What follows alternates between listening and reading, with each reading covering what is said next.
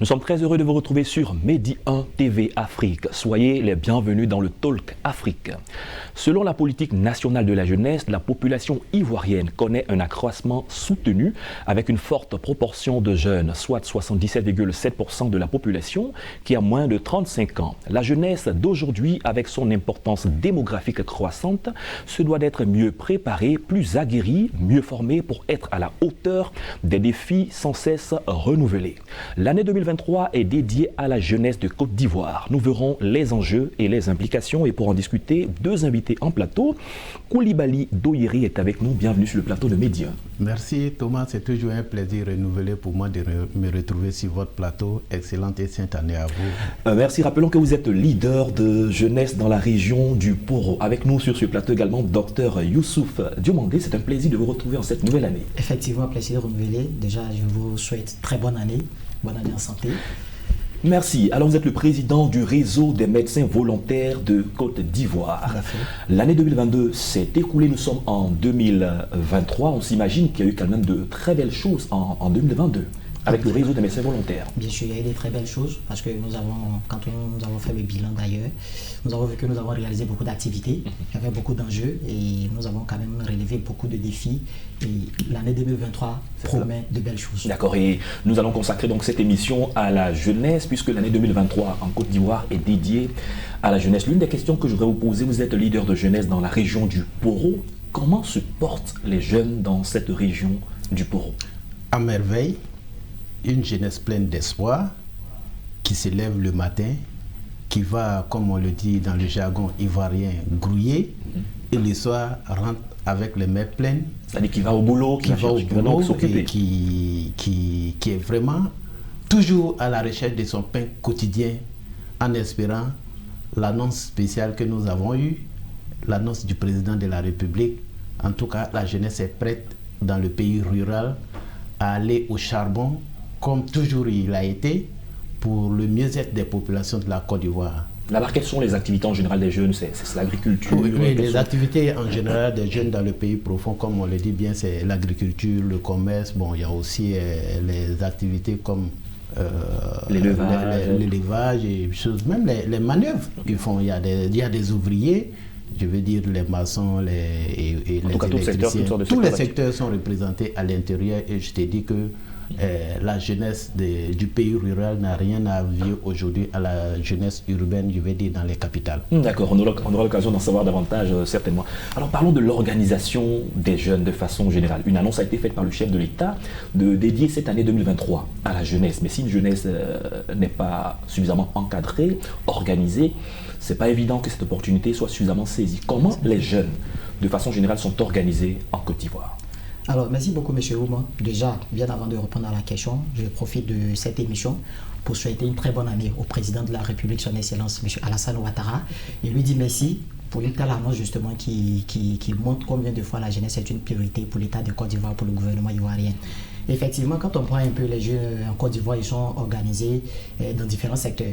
Il y a déjà la jeunesse estudiantine, il y a la jeunesse rurale, il y a la jeunesse urbaine, mais il y a la jeunesse aussi des partis politiques et il y a la jeunesse des sociétés civiles.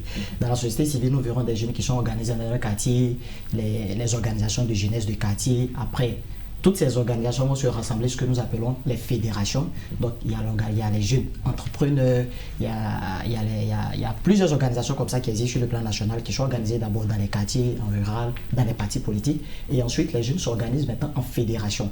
Et ce qui est intéressant, c'est que c'est l'ensemble de ces fédérations maintenant qui se mettent ensemble maintenant pour former ce que nous avons appelé maintenant la fêtière de toutes les organisations de jeunesse de Côte d'Ivoire, que le Conseil national des jeunes de Côte d'Ivoire, qui est dirigé actuellement par le président Ibrahima Diabaté, à qui nous souhaitons très bonne année également et merci pour toutes ces actions qui mènent pour la jeunesse ivoirienne. D'accord, parlons des réalités que vivent les jeunes, puisque vous-même vous êtes jeune, leader de jeunesse. Au quotidien, quelles sont leurs réalités socio-professionnelles, socio-économiques?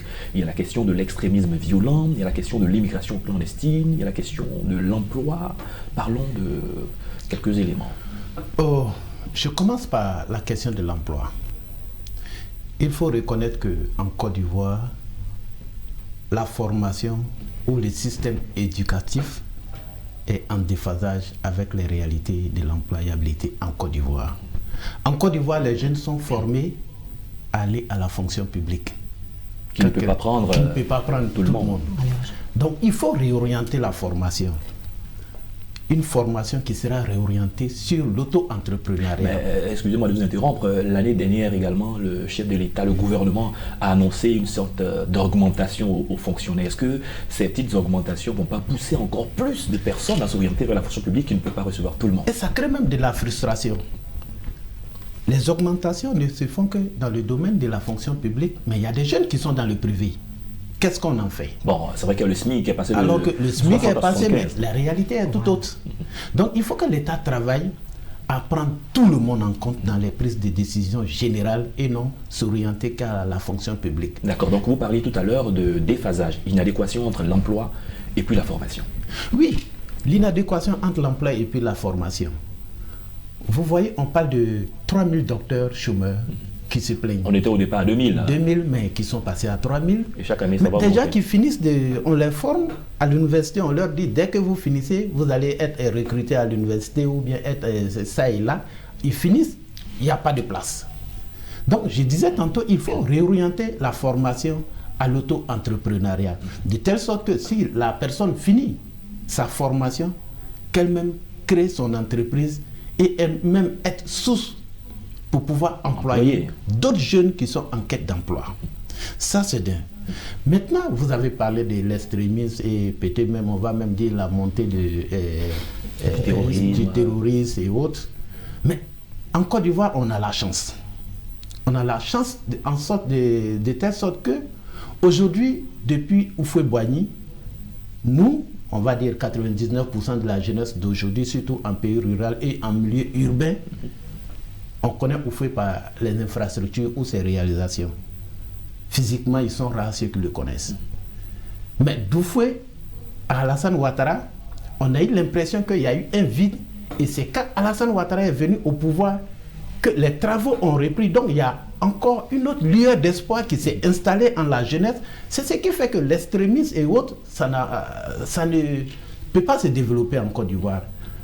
Il faut saluer surtout cet acte du président de la République qui fait montre de tout ce qu'il peut pour pouvoir améliorer le mieux-être des populations. Surtout qu'il a parlé de l'autoroute qui va aller jusqu'à Yamoussoukro. Je suis allé à Korogo, on a tourné un peu dans la région, on est allé à Sirasso, on est allé à Niofouin, on est allé à Dikodougou, on est allé à Komboro, à Karakoro, Korogo, Sinématiali. Tout ça, c'est dans le... C'est dans le Porou. Mais je vous dis, on a quitté Abidjan à 7h30, mais 14h13 minutes, j'étais à Korogo. Cela est dû à quoi? L'autoroute qui s'est prolongée jusqu'à Tchébissou. D'accord, très bien. Il a planté le décor, les nombreuses infrastructures, le travail qui est abattu fait que les jeunes ne vont pas de plus en plus s'orienter vers les questions de recrutement dans le terrorisme. Et à la question aussi de l'immigration clandestine, on pourrait se poser la question, si toutes ces choses sont suffisamment mises en place, qu'est-ce qui pousse les jeunes à aller chercher mieux ailleurs? Vous savez, je l'ai toujours dit, que la jeunesse constitue une jeunesse. La jeunesse constitue une énergie. Une énergie, oui. Et cette énergie, comme toute énergie, elle doit travailler. Elle doit servir à quelque chose. Quand on a une jeunesse qui perd d'espoir, quand on a une jeunesse qui n'est pas occupée sainement, quand on a une jeunesse qui n'est pas formée, il ne faudrait pas qu'on soit étonné que cette jeunesse-là s'attende à l'immigration clandestine. Il ne faudrait pas qu'on s'étonne que cette jeunesse-là soit utilisée par le terrorisme ou bien être la monnaie d'échange pour le populisme. Cela est dû au fait que les jeunes ont perdu de l'espoir. Cela est dû au fait que les jeunes ne sont pas occupés, ils n'ont pas de travail. Justement, moi je reviens un peu sur la politique gouvernementale qui quand même, on peut comprendre le fait qu'il y ait beaucoup de frustration normale parce que nous sommes 75% de la population, les jeunes de moins de 35 ans. On ne peut pas satisfaire tout le monde. Voilà, donc du coup, tout le monde ne peut pas rentrer à la fonction publique en même temps, mais en même temps, on ne peut pas demander aux jeunes non plus d'aller créer de l'entreprise privée comme ça parce que ça répond aussi à une certaine exigence, à une certaine formation, à un certain encadrement que l'État doit pouvoir mettre en place pour pouvoir absorber toutes ces jeunes-là. Mais ce que moi je dis justement, c'est de faire en sorte que, comme l'État le fait actuellement, et moi je félicite le gouvernement pour cela, c'est d'orienter les actions dans tous les sens. C'est-à-dire en même temps dans le privé et en même temps dans le public. Parce que vous êtes sans ignorer que l'annonce du président de la République, quand il a décrété l'année 2023 comme l'année de la jeunesse, il y a quand même une information qui est passée. Il a dit que le paiement des factures des PME sera ramené à moins de 30 jours et qu'il y aura un incubateur même qui va permettre justement de travailler sur l'entrepreneuriat et l'innovation. C'est ce que nous disons en fait, c'est de travailler de sorte que les jeunes puissent avoir suffisamment confiance en eux, de sorte que les jeunes puissent comprendre qu'en fait, on peut se réaliser ce soir, les jeunes puissent comprendre qu'il faut aller à la formation et avoir tous les atouts qu'il faut justement et questionner l'agence emploi jeune qui aujourd'hui, quoi qu'on dise, essaye tant bien que mal d'ailleurs, et nous les félicitons de mettre en place vraiment ce financement de projets d'accompagnement des jeunes justement pour permettre à toute la population ivoirienne de pouvoir s'en sortir. Donc voici un peu le contexte dans lequel nous vivons. Il est difficile bien sûr, mais il faut reconnaître que de 2014 à 2022, aujourd'hui 2023, il y a quand même une grande diminution justement de l'immigration clandestine. Et tout dernièrement, nous avons organisé ce que nous avons appelé le forum ouest-africain de la jeunesse sur justement le populisme, l'instabilité et le terrorisme, justement qui venait à point nommé. L'objectif était justement de ce forum était de développer la résilience des jeunes parce que une jeunesse qui est faible, une jeunesse qui est manipulable, une jeunesse qui est loisive, et il ne faudrait pas qu'on se tombe que cette jeunesse-là puisse être utilisée dans le mauvais sens. On est la nature du vide. Merci beaucoup. Et c'est pourquoi le président a dit qu'il a confiance en notre capacité à contribuer au développement de la Côte d'Ivoire. Et pour contribuer au développement de la Côte d'Ivoire, il faut nous encadrer, il faut nous former, il faut nous entretenir sainement. Mais c'est clair que cette énergie dont je parle tous les jours viendra pour construire le pays. Cette annonce du chef de l'État de faire confiance à la jeunesse, qui dit qu'il croit en capacité, aux potentialités des jeunes à contribuer au développement, comment est-ce qu'une telle annonce sonne dans l'esprit des jeunes? Surtout ceux de l'intérieur du pays, du Poro. Bon, la jeunesse accueille le message du président de la République avec de l'enthousiasme. Le père de la nation, papa pour certains, grand-père pour d'autres, décide de s'adresser à ses enfants, à ses petits-enfants. Dédier une année spéciale à la jeunesse, ce n'est pas rien. Mais je voudrais demander quelque chose après ce message. Il est beau le message, il est allé à l'endroit de la jeunesse l'a capté, la jeunesse l'a bien reçu. Mais je souhaite que le président crée des cadres de temps en temps, peut-être une ou deux fois dans l'année, où il va parler directement à ses enfants, à ses petits-enfants. Une sorte de rapprochement. C'est-à-dire créer des journées où nous avons aujourd'hui, on va dire, c'est 14 districts, je crois, 12 ou 14 districts. On prend des leaders de jeunes dans toutes les régions de la Côte d'Ivoire, ils se retrouvent dans une salle ensemble où ils vont parler à leur papa. Le papa aussi va adresser un message directement à ses petits-enfants. Je pense que ça ne sera rien dans l'écho que la jeunesse et tout le bonheur que la jeunesse souhaite avoir ou aura quand elle aura ce contact ou ce message direct avec leur papa, le président de la République. Parce que le président de la République en fait assez. Tantôt, on a parlé du problème de l'immigration clandestine. Vous voyez, on a parlé de la formation. Des jeunes qui prennent 2 à 3 millions pour aller mourir dans la Méditerranée. Pendant qu'ils alors que on ne leur donne pas, assez d'argent pour pouvoir faire un projet. Pour pouvoir entreprendre. Alors que s'ils sont bien formés, avec 100 000, 200 000, mais c'est une entreprise qui est créée. Effectivement. De grosses entreprises qui peuvent démarrer avec 100 000, 200 000. Donc il faut bien que cette formation, vraiment que l'État mette l'accent sur la formation parce que c'est ça le vrai problème de la jeunesse aujourd'hui en Côte d'Ivoire. D'accord, revenons encore sur cette annonce qui a été faite par le chef de l'État, de la façon dont les jeunes comprennent. Est-ce que certains jeunes ne se disent pas, si l'annonce a été faite, ça veut dire que cette année, quand je finis ma formation, on va me donner du travail, on va m'insérer à la fonction publique, on va me créer des opportunités, ainsi de suite. Est-ce que certains jeunes ne comprennent pas de cette façon? C'est possible. Sinon, ils se tromperaient. C'est possible que certains jeunes comprennent de cette façon, mais moi je l'ai toujours dit, les mécanismes sont mis en place pour que les jeunes puissent les occuper ou les questionner afin de pouvoir les corriger. Mais déjà, par rapport à l'annonce du chef de l'État, nous profitons de cette émission pour dire merci au président de la République, son Excellence M. Alassane Ouattara, pour cette annonce, justement qui permet, parce que après l'annonce avec les 5 points que le président a soulignés, il y avait des points qui sont très importants. On va en parler tout à l'heure. Dont on va parler tout à l'heure. Mais ce que je vais dire, c'est que cette annonce ne vient pas comme ça, parce qu'il y a eu un travail préalable. Je vous rappelle qu'en novembre, le 30 novembre, il y a eu la loi d'orientation de la jeunesse. Et dans cette loi d'orientation de la jeunesse, justement, on parle de ce qu'on a appelé clause d'impact jeune. C'est-à-dire que dans toutes les politiques publiques désormais, il y aura une étude d'impact de cette politique-là sur la jeunesse, comme l'impact environnemental, ainsi de suite. Et dans ça, il a été décidé l'institutionnalisation de la participation des jeunes au débat politique, au développement national et régional. Donc, c'est pour vous dire que effectivement, le chef de l'État a fait l'annonce, mais ça vient pour couronner tout ce que le ministère de la promotion de la jeunesse, de l'insertion professionnelle du service civique entreprend depuis des années maintenant, à travers justement aussi de l'agence emploi jeune, ou comme vous l'avez dit tout à l'heure, des jeunes qui prennent des millions pour aller dans la Méditerranée, pendant qu'on donne peut-être 50 000 ou 60 000 francs ou 100 000 francs pour pouvoir développer des entreprises en Côte d'Ivoire. Et je prends l'exemple de Ben Aziz, qui est aujourd'hui une référence en Côte d'Ivoire, qui, à partir de 50 000 francs, a pu développer son entreprise pour être là aujourd'hui. Voilà, donc moi, ce que je dis, c'est qu'au-delà de l'annonce, au-delà de tout ce que le gouvernement peut faire, mais si les jeunes eux-mêmes ne comprennent pas le rôle qu'ils doivent jouer dans ce processus-là, la capacité de s'approprier toutes ces politiques afin de pouvoir développer non seulement leurs compétences, non seulement parce que la formation qu'on nous donne n'est pas forcément aboutie à la compétence. Malheureusement, c'est le cas. Mais on donne de la connaissance. La connaissance. Pour pouvoir maintenant, les jeunes maintenant qui vont s'approprier de cette connaissance-là, transformer cette connaissance en compétence et pouvoir questionner tout ce système qui est mis en place au service de la jeunesse. Parce que l'école développe votre capacité de réflexion, votre capacité de repartir de mais c'est ce qui n'est pas compris par la plupart des jeunes capacité de proposition. C'est ce qui n'est pas compris par la plupart des jeunes. C'est pourquoi il faut développer notre école professionnelle en fait. Parce qu'un jeune qui sort de l'école, il pense qu'il est compétent. Alors que c'est tout autre chose. Vous avez certes le diplôme, mais est-ce que vous avez la compétence qui va avec? Non, je ne crois pas. Donc, c'est aux jeunes justement de pouvoir s'approprier tout ce qui est mis en place, toutes ces politiques publiques qui sont mises en place en leur faveur pour pouvoir développer leurs compétences. Mais je vous assure que quand on a la compétence en Côte d'Ivoire, il est difficile de ne pas avoir du travail. Là, je le dis en connaissance de cause. Parce qu'il y a des secteurs quand même où il y a la demande. Il y a un secteur où il y a la demande.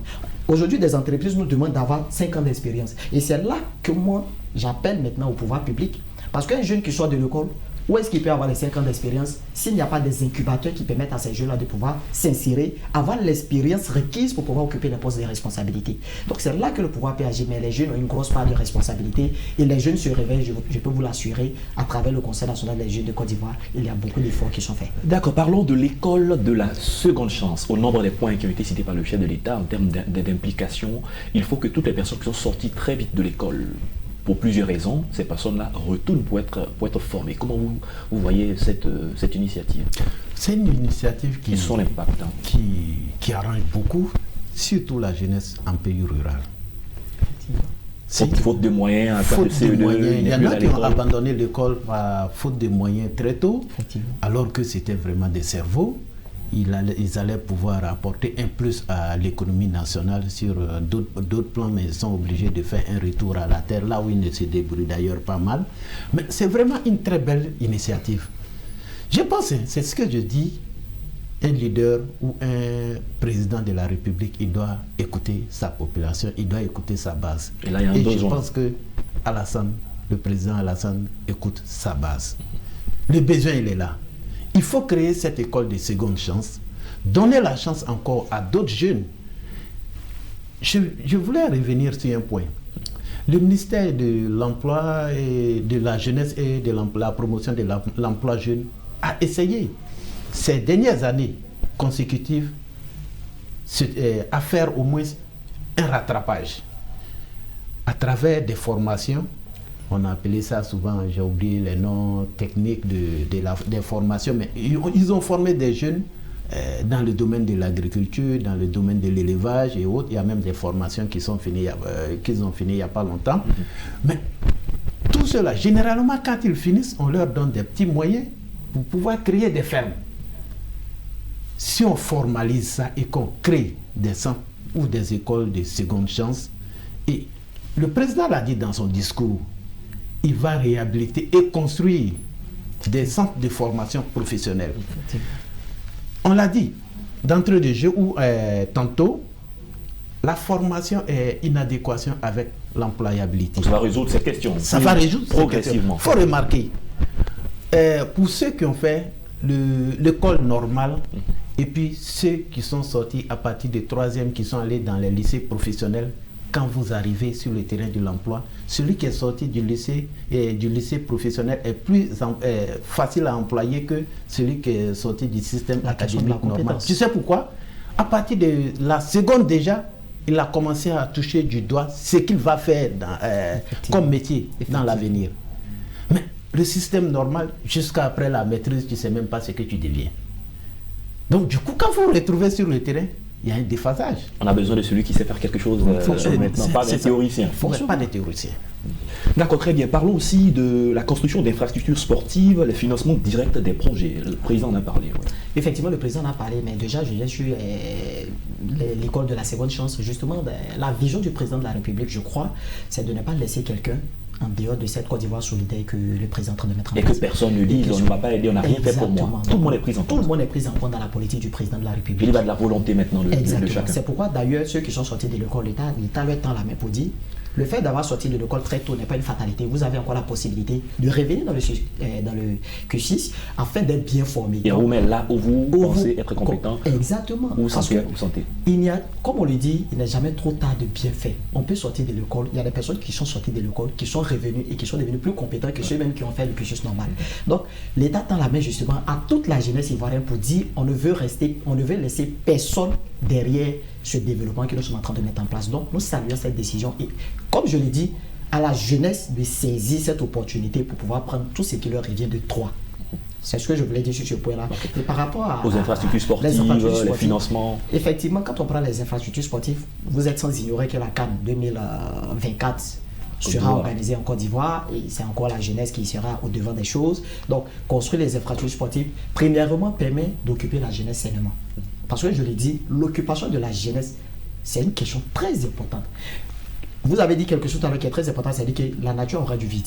Quand les jeunes ne sont pas occupés à faire de bonnes choses, ils s'occuperont d'autre chose. Soyez sûrs qu'ils sont en train de faire une mauvaise chose. Les mauvaises compagnies également corrompent les bonnes personnes. Donc le fait de construire des infrastructures et des équipements sportifs qui permettront d'équiper sainement les jeunes, mais permettra aussi de développer des compétences telles footballistiques. Bien entendu. Qu'aujourd'hui, ils sont des sommités à Didier Drogba, j'ai vu toutes ces personnes aujourd'hui qui font la fierté de la Côte d'Ivoire. Donc c'est une bonne chose. Et quand on prend au niveau du financement des projets, le président a dit quelque chose qui est très important, qui moi me tient à cœur, c'est que la mise en place d'un incubateur qui permettra non seulement de travailler sur l'entrepreneuriat des jeunes, mais aussi de l'innovation des startups. C'est quelque chose qui est très capital. Mais n'oublions pas déjà qu'en fait, il y a un système qui est en place déjà, le guichet emploi jeune du ministère de la Promotion de la Jeunesse, de l'insertion professionnelle du service civique, qui tout dernièrement a mis en place une base numérique de financement direct des projets pour permettre justement aux jeunes de pouvoir recevoir leurs projets et de les analyser, non seulement de les accompagner dans l'exécution des projets qu'ils sont en train de mener, mais de financer ces projets. Mais aujourd'hui, la jeunesse, c'est pourquoi moi je dis, il y a certaines questions dans le pays de développement qui doivent s'éloigner de la politique partisane. Le problème des jeunes aujourd'hui, ce n'est pas forcément de suivre un parti politique. Ils peuvent le faire sur leurs droits, ça fait partie aussi de la société, oui. Mais le problème des jeunes aujourd'hui, justement, c'est de pouvoir accompagner ou bien c'est de pouvoir adopter une politique qui leur permet non seulement de bien se former, mais d'avoir du travail et de prendre soin de leur famille. Donc, le guichet emploi jeune, la promotion de l'argent, toutes ces politiques qui sont mises en place, c'est aux jeunes de pouvoir s'approprier de ces politiques, de pouvoir s'approprier de ces outils afin de pouvoir poser leurs préoccupations, afin de pouvoir déposer leurs projets et qui seront analysés, qui seront accompagnés et qui seront financés. Parce que nous avons plusieurs jeunes aujourd'hui qui ont reçu des financements et qui s'en sortent très bien. Voilà. Donc ça veut dire que le système marche. Il peut y avoir des failles, mais il y a de bons exemples. On ne mettra pas l'accent sur les mauvais exemples, hein. On mettra plutôt l'accent sur les bons exemples. Et même quand il y a des mauvais exemples, c'est parce que nous avons testé le système et qu'il y a un mauvais exemple et qu'on a la possibilité de demander aux autorités que nous avons testé, il y a des irrégularités, apporter des corrections. Mais si vous n'avez pas testé un appareil, si vous n'avez pas testé un système, comment vous faites pour savoir que le système ne marche pas? Aujourd'hui, on demande aux jeunes d'aller déposer leur projet pour financer. Non, quand je vais partir avec mon projet, ils vont voler mon projet. Mais quand tu lui demandes, bon, tu as quel projet? Il ne peut même pas défendre son propre projet et il dit qu'on va voler. Il y a assez de projets qu'on ne vole pas. Stéréotypes. Donc, il y a aussi cette compréhension, cette mentalité aussi d'un certain nombre de jeunes qui n'est pas valorisée. Et c'est pourquoi nous les demandons aujourd'hui, justement, à travers le Conseil national des jeunes de Côte d'Ivoire, à travers toutes ces organisations qui aujourd'hui se sont vraiment orientées dans la formation de la jeunesse. Parce que c'est ça la base. Un jeune qui est formé a la capacité lui-même de pouvoir non seulement se prendre en charge, mais d'impacter aussi les autres. Et il faut qu'on travaille sur ça. Mais le sujet est très intéressant. 2-3 émissions ne suffiront pas certainement pour aborder tous les points. Oui. Nous sommes en train d'aller vers la fin de l'émission. Certainement la dernière question. Comment les jeunes doivent-ils, entre griffes, se comporter pour mériter la confiance du gouvernement? Des financements vont être octroyés, des structures sont mises en place, des créneaux, des rencontres, comme vous l'avez dit, vont être créés. Mais il faut que les jeunes soient au rendez-vous. Et comment? Exactement. Oui, il faut que les jeunes soient au rendez-vous, mais je pense que les jeunes, pour ceux qui ont déjà bénéficié des financements, des aides de l'État, il faut qu'ils soient des modèles. Je l'ai dit tantôt, un jour sur un plateau d'ici, les leaders des jeunes doivent être des ambassadeurs. Les ambassadeurs de la bonne gouvernance, les ambassadeurs de la réussite, de la confiance que le président et l'État de la République placent en la jeunesse. Quand on finance ton projet, il faut faire montre d'assez de responsabilité. Il faut être beaucoup sérieux.